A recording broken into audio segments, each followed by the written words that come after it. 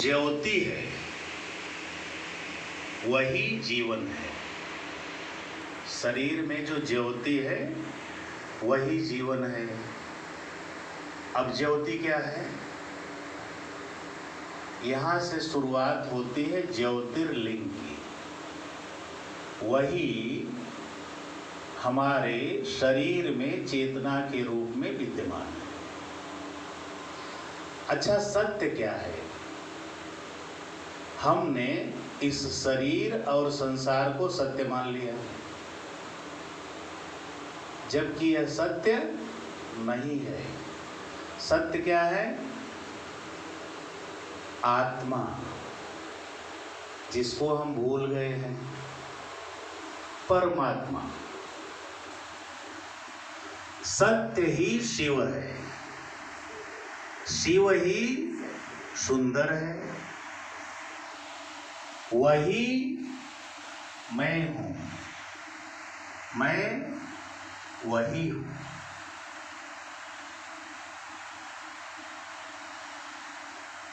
ध्यान देने की बात यह है कि जो भी हमारे अंदर अच्छा समय चल रहा है, थोड़ा सा 1 मिनट हम गणपति के ऊपर बात कर लेते हैं। कल ही उत्सव पूरा हुआ है। अब कैसी भक्ति है उसके बारे में मैं बोलूँगा नहीं। वास्तव में जितनी विभ्रांतियाँ हैं उसके ऊपर मैं थोड़ा सा प्रकाश डाल देता हूँ। अज्ञान, मल माने अज्ञान, कहाँ इकट्ठा होता है? मस्तक में। तो जब पार्वती के मन में अज्ञान पैदा हो गया, क्योंकि पार्वती स्वयं उत्सव और ऊर्जा का प्रतीक है, इसलिए शिव ने उस मल को निकाल दिया। ठीक है ना? उसका मस्तक काट दिया। क्या? अज्ञान का, अज्ञान रूपी मल का मस्तक निकाल करके वहां ज्ञान रूपी हाथी, ज्ञान और कर्म का प्रतीक है। हाथी ज्ञान और कर्म का प्रतीक है, तो उसको निकाल करके, अज्ञान रूपी मस्तक को निकाल करके वहां ज्ञान और कर्म रूपी मस्तक को लगाया। इसको जो है गणेश के रूप में पूजा। गणेश ज्ञान के देवता, ज्ञान के भंडार, रिद्धि सिद्धियों के साथ में, पूरी विद्याओं के साथ में, जो इस संसार में 64 कलाएं व्याप्त हैं, उसके स्वामी गणेश हैं। कितनी बढ़िया भक्ति हो रही है गणेश मंडपों में, आप लोग देख लेना। मैं कहना चाहता हूँ, लेकिन मंदिर का प्रांगण देखते हुए मैं उसकी चर्चा नहीं करूँगा। अच्छा, कई लोग प्रश्न करते हैं, अरे चूहा कैसे वाहन हो? चूहा कर्म बंधनों के जाल को काट करके जो मुक्ति प्रदान करता है, उसका प्रतीक चूहा। बड़ा पेट, जहां खुशी, प्रसन्नता, दिव्यता होती है, वह उसका प्रतीक है।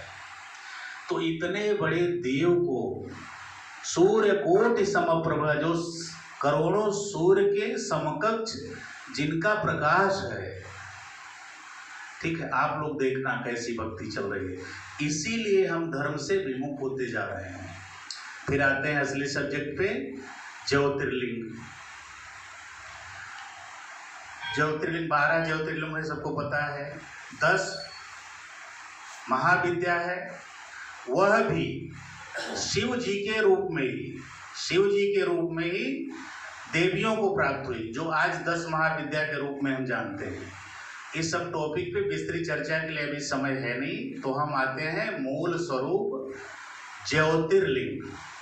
प्रथम ज्योतिर्लिंग सोमनाथ। ठीक है? दक्ष की बहुत कन्याएं थी, उसमें से 27 कन्याओं का विवाह उन्होंने चंद्रमा से किया था। वही आज नक्षत्र के रूप में हम पंचांग में या मुहूर्त में देखते हैं। उन कन्याओं में से चंद्रमा का प्रेम ज्यादा करके रोहिणी के प्रति था,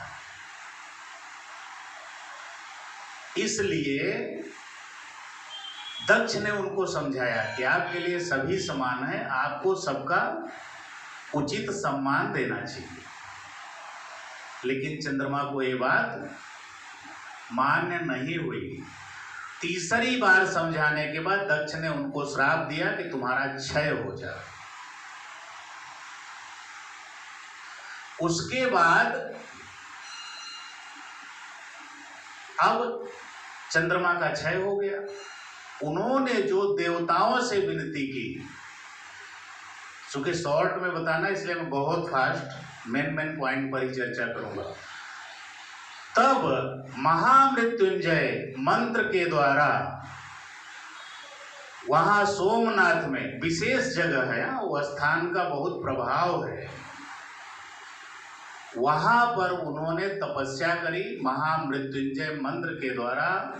फिर शिव जी का पहला ज्योतिर्लिंग का प्रादुर्भाव हुआ, अलग अलग नामों से, उसकी अलग अलग काल में विख्यात है, अलग अलग नामों से, लेकिन इस समय उनका नाम सोमनाथ ज्योतिर्लिंग है।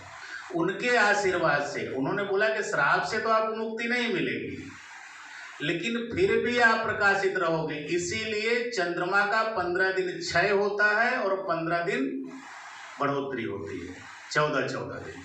ठीक है, एक पक्ष में क्षय होता है, दूसरे पक्ष में पूर्णता प्राप्त होती है। अब इस चर्चा का आज विशेष महत्व क्यों है? आज से 1000 साल पहले या और ज्यादा मोहम्मद गजनी के द्वारा, महमूद गजनी, हाँ, उसने आक्रमण करके इस शिवलिंग को ध्वस्त कर दिया।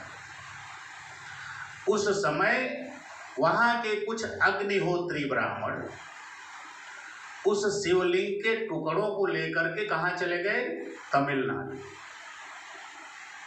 उस समय जो वहां शंकराचार्य थे, उनको उन्होंने पूछा कि इसका हम क्या करें? तब उन्होंने बताया कि आप इसकी पूजा करो। आज से 2020 से 24 के बीच में राम मंदिर का निर्माण होगा। उस राम मंदिर के निर्माण के बाद दक्षिण में एक बहुत बड़े संत होंगे जिनके नाम में शंकर होगा, जिनके नाम में शंकर होगा। उस जो ज्योतिर्लिंग के रूप में अभी भी विद्यमान है, उसको आप उन्हें सौंप देना। उन अग्निहोत्री ब्राह्मण के इस समय जो कुल में विद्यमान है, वो जाकर के अब के शंकराचार्य से उन्होंने प्रश्न किया, तो उन्होंने बोला रविशंकर जी विद्यमान है इस समय। उन्होंने 15 जनवरी 2024 को वह शिवलिंग के सभी टुकड़े श्री श्री रविशंकर जी को प्रदान किए। बीच बीच में गुरुदेव ने उसका दिखाया भी है। उसमें एक मैग्नेटिक फील्ड है और उस फील्ड में जो भी जाता था वो हवा में था। वो ज्योतिर्लिंगो न तो जमीन में था, न तो ऊपर था, वो हवा में रहता था। ध्वंस होने के बाद भी उसमें वही शक्ति है, प्रेजेंट है। उसका प्रदर्शन भी गुरुदेव ने 1-2 बार किया है, अगर किसी ने देखा हो तो। अब उनकी संख्या 11 है। कितना? 11। उन्हीं जिस ज्योतिर्लिंग से लोगों के पाप ताप शारीरिक कष्ट व्याधियां सब मिट जाती हैं, उसी ज्योतिर्लिंग का 9 सितंबर को रुद्राभिषेक प्रथम बार नागपुर में होने जा रहा है। अच्छा, उसके बाद विज्ञान भैरव भी है। विज्ञान भैरव आप में से काफी जन ने किया है, तो मैं उसकी चर्चा नहीं करता हूं। तो पहली बार उसका रुद्राभिषेक हो रहा है।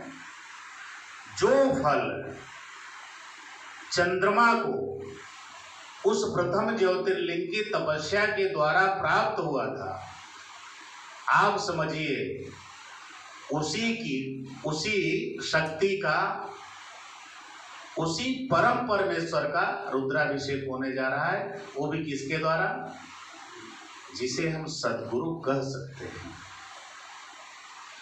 तो आप में से अगर कोई जाना चाहे तो आज मैं लिंक उपस्थित करूंगा, आप यहाँ से भी संकल्प ले सकते हो, वहाँ पर जा करके उस एनर्जी का अनुभव कर सकते हो। और इतना नहीं कर सकते हो तो वहाँ पर जो लोग हैं उन्हें वहाँ पर जरूर से भेजिए, जो आपके अपने हैं, जिनको आप जानते हो, जिनको आप भेजना चाहते हो, तो उससे बहुत बड़ी मुक्ति प्राप्त होगी। ठीक है।